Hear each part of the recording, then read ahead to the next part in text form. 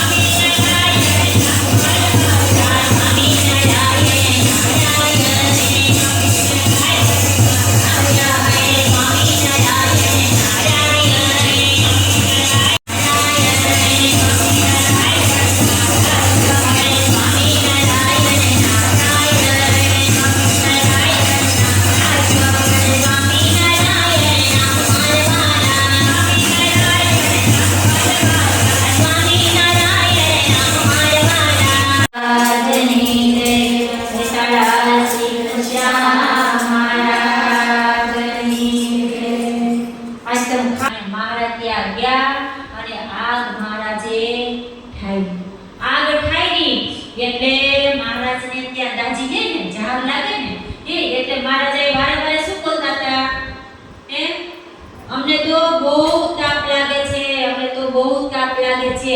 મુક્તાનંદ સ્વામી કે મહારાજ આ તો કઈ છે નહીં, છતાંય પછી જ્યારે પેલા હરિભક્તો શિયાળી ગામ પધાર્યા ને એટલે જેવા ગામ આવી પણ ભગવાને રક્ષા કરી. અરે અરે ત્યાં તો કેટલા વાગ્યા, તો કે આજ સવારમાં 8 વાગે આગ લાગી અને ત્યારે કે ઓ આખું જો ઘર જો ભગવાને રક્ષા ના કરી હોત તો બળીને ભસ્મ થઈ જાય એમ ત્યારે